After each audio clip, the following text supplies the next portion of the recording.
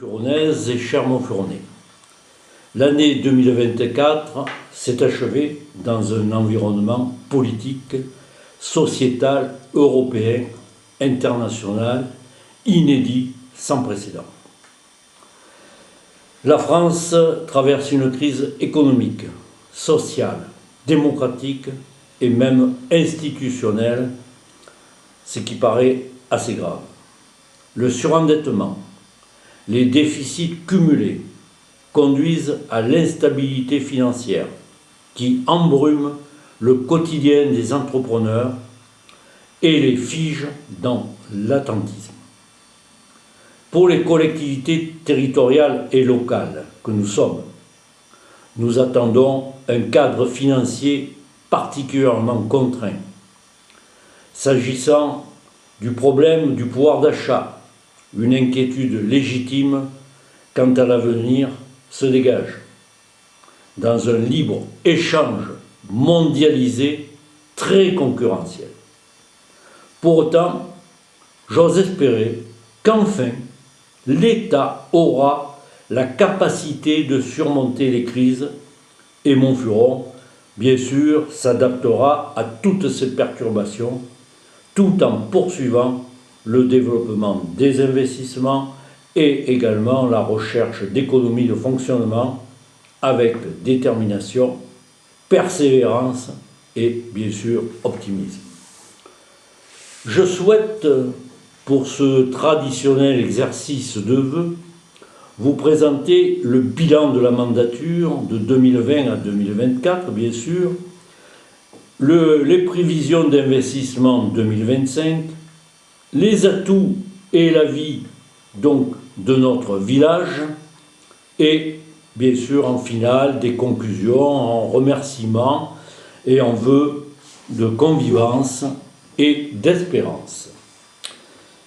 Alors en ce qui concerne la première partie, bilan de la mandature de 2020 à 2024, grâce au soutien de l'État, du conseil départemental, du conseil régional, nous avons réalisé des investissements, à savoir l'aménagement de l'aire du Castellas, avec ses bancs, le changement des fenêtres de la mairie et de l'école, les travaux de voirie du chemin du Moulin à Vent, la modification du PLU et sa mise en compatibilité, le changement des pompes des sources du logis, la réfection de la toiture de la garderie, l'installation du matériel informatique, disques durs et autres matériels, l'achat d'un broyeur roulant, la rénovation d'un court de tennis, le remplacement des portes de la chapelle,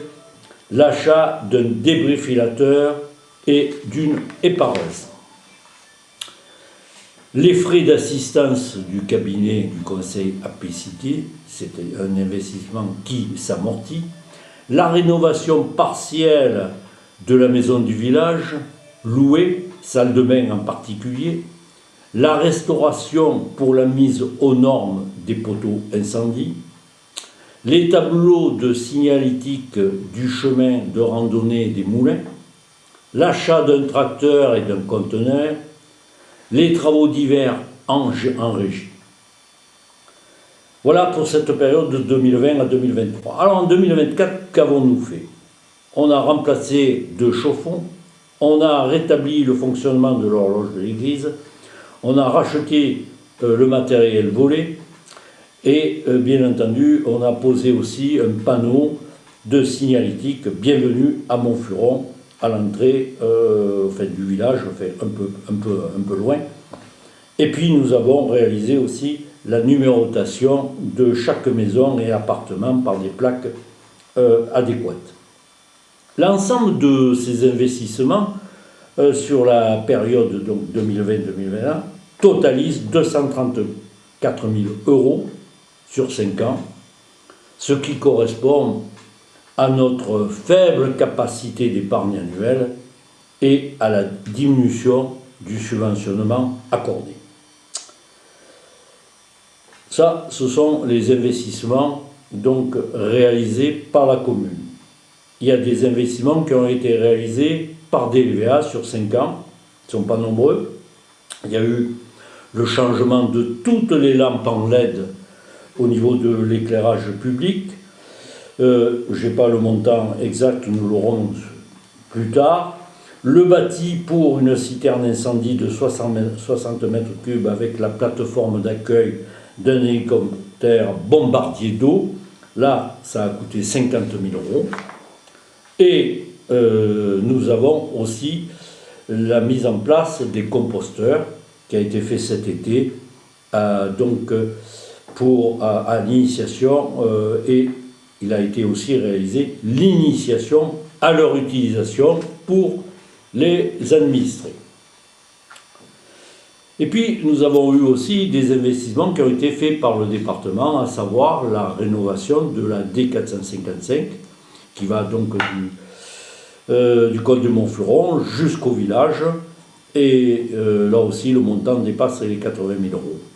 En ce qui concerne d'autres investissements qui ont été réalisés, soit par Enedis et par le canal de l'ASDE, c'est-à-dire le syndicat d'électrification 04, sur l'avenue Jean Gineste, la rue de Villemus et sur une partie de la Garenne, il y a au moins pour 80 000 €, donc de nouvelles canalisations pour des fils électriques et des renforts donc de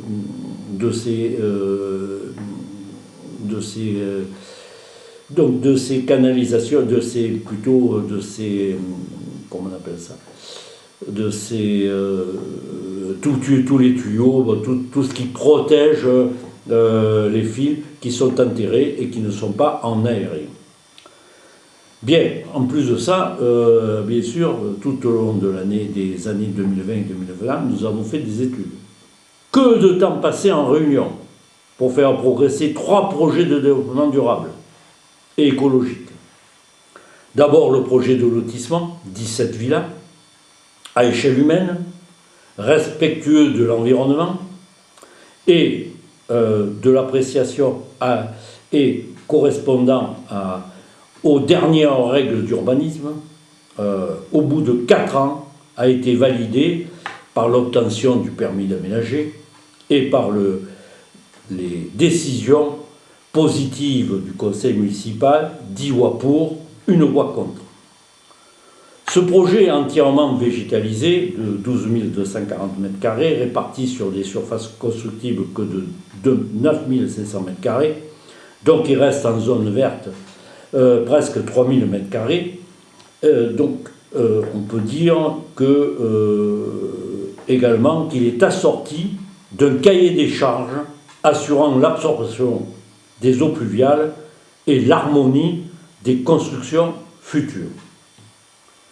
L'intérêt majeur de la réalisation de ce lotissement, c'est d'assurer le renouvellement des générations, en accueillant des primo-accédants, des familles avec des enfants, pour préserver notre école à classe unique et maintenir ainsi la vie du village. On ne devrait pas devenir un cimetière. Dans le bassin de vie de Manosque et de l'intercommunauté des LVA, la demande de logement est forte et notre projet y répond, d'autant que la crise de l'habitat est profonde et grandissante, à la fois freinée par les exigences du ZAN, c'est-à-dire du zéro artificialisation nette, et les difficultés financières de la réhabilitation de l'ancien.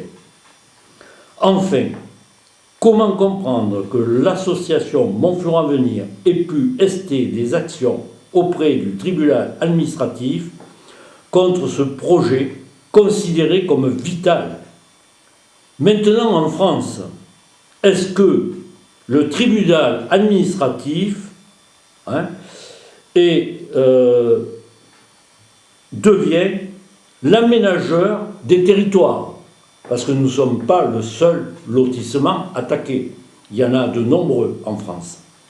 Alors bon, si on donne les mains, maintenant la main au tribunal administratif pour décider de l'aménagement du territoire, ou allons 4 ans d'études pour l'accord de l'administration, pour ce lotissement, et maintenant des heures pour défendre ce projet avec des coûts d'avocat importants.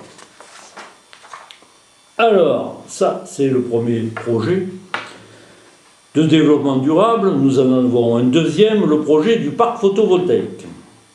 Depuis 7 ans, nous galérons péniblement pour réaliser cette implantation de 2,20 hectares de panneaux photovoltaïques clôturés sur 10 hectares environ. Ce projet a 2 avantages. L'un d'être à vocation agricole, à savoir enherbé et accessible à un éleveur de moutons, dont la surface est protégée des sangliers, des chevreuils et du loup. L'autre, un loyer annuel non négligeable du terrain fixé entre 30 000 à 35 000 euros. La procédure de concertation auprès de la population montfuronnaise a abouti à un accord unanime pour sa réalisation. La procédure d'enquête publique est en cours avec la présence d'un commissaire enquêteur en mairie les 10 et 19 février prochains. Lors de ces moultes réunions pour pouvoir avancer dans ce projet, avec les intervenants de l'administration, il ressort toujours qu'il est impossible de prévoir la réalisation de ce parc à vocation agricole. Nous avons un troisième projet de rénovation énergétique d'une maison louée qui appartient à la commune. Cet investissement comprend l'isolation des murs intérieurs des pièces et d'un chauffage adapté plus économique. Le dossier de subvention de la région a été déposé en février 2024.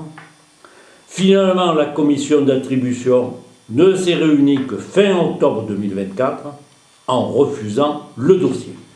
C'est la première fois que la région nous refuse un dossier de subvention. Les services instructeurs de la région nous ont autorisés à engager les travaux, ce que nous avons fait, avant l'hiver, et nous a proposé de soumettre ce dossier à la prochaine commission sans certitude d'accord.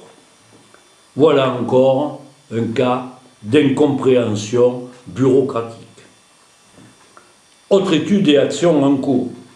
Il s'agit de l'implantation de l'antenne relais mobile, les travaux du moulin suite à la reconnaissance de catastrophes naturelles, les lieux d'installation des colonnes de tri, la collecte des déchets, le rapport de l'OPA sur l'aménagement de la place du village et des ruelles. Pas à pas, nous avançons, mais, il faut bien le dire, très lentement. Alors, pour les investissements et études de 2025, les projets d'investissement sont toujours nombreux et les orientations budgétaires seront étudiées en commission financière prochainement. Il est prévu de programmer les financements suivants et la poursuite d'abord de la rénovation énergétique de cette maison louée, qui a été commencée mais qui n'est pas terminée, de la poursuite des travaux de l'éclairage LED de tous les bâtiments. C'est en cours, là, ça a été fait ici dans cette salle, pour faire des économies, des réfections de certaines voies communales, d'un toboggan et d'une balançoire dans le parc Jean Fabre, des plantations d'arbres, de la plateforme des colonnes de tri semi-enterrées et d'une montée d'escalier vers le chemin muletier du Moulin à Vent sur le parking Mistral, le préau de l'école, la restauration du moulin, dans le cadre des catastrophes naturelles, mais également dans le cadre des ailes qui sont vrillées et d'un frein qui ne fonctionne plus, pour pouvoir donc de nouveau le faire tourner, la restauration du bassin d'eau du jardin à papillons, le remplacement des bacs à fleurs, etc., etc. En matière d'études, il s'agit de finaliser les études en cours et de prévoir quelques nouvelles, à savoir également, ça au niveau des études, c'est la création d'un site internet communal qu'il faudra mettre en place cette année. Le changement éventuel du lieu de la médiathèque, ça, ce seront des décisions qui seront prises en conseil. L'agrandissement des surfaces d'école par un local supplémentaire. Le sas de la chapelle Saint-Ézéard. L'enrichissement du chemin de randonnée par des panneaux signalétiques portant sur des plantes médicinales de Provence et leurs vertus. Ces nouveaux lieux d'implantation de panneaux photovoltaïques, de nouveaux noms aussi, on a imaginé certaines choses. La salle multi-activités déjà étudiée, la mise à jour du PPRI et du plan de sauvegarde. Enfin, il conviendra d'investiguer dans les mesures juridiques de France Ruralité les applications avantageuses pour notre commune. Il est bien entendu que quand on voit l'étendue de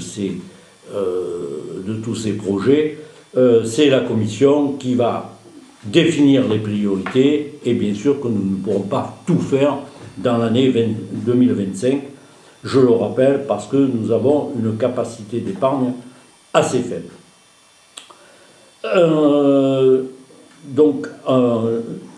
Je disais que on a fini sur ce chapitre. Maintenant, quelle est l'attractivité de notre village? Nous, résidents de Montfuron, nous avons choisi d'habiter à la campagne, à l'air pur, au calme, avec des vues étendues. Quel bonheur, assorti d'une qualité de vie très enviée par tous ceux qui viennent visiter le village. Touristes et promeneurs en recherche d'authenticité découvrent par les sens le patrimoine de notre village. Moulins, jardin à papillons, Castellas, avec un panorama à couper le souffle. Les ruelles et la place aux maisons en pierre sèche, l'ancien lavoie, l'église, la chapelle Saint-Ézéard, le chemin de randonnée des moulins. Il s'agit là de temps choisi, de ressourcement, de détente, de respiration et de bien-être, bien entendu. Beaucoup de ces visiteurs, de plus en plus nombreux, nous engagent à poursuivre le développement culturel rural qui fédère les énergies, tisse le lien social, forme les esprits au bien commun. Alors en conclusion, que dire? Chaque jour, avec mon équipe, les élus et la secrétaire générale, les agents techniques de la mairie, les bénévoles, nous œuvrons pour garantir un cadre de vie agréable, sécurisé et solidaire. Mes remerciements chaleureux vont à tout cet entourage, compétent, efficace, généreux et surtout heureux d'entreprendre. Je remercie aussi les responsables des associations telles que le Cercle républicain, les Lys du Champ, le Clocher, le Restaurant Chéri, le Bric Barbroc, tous acteurs de la vie du village.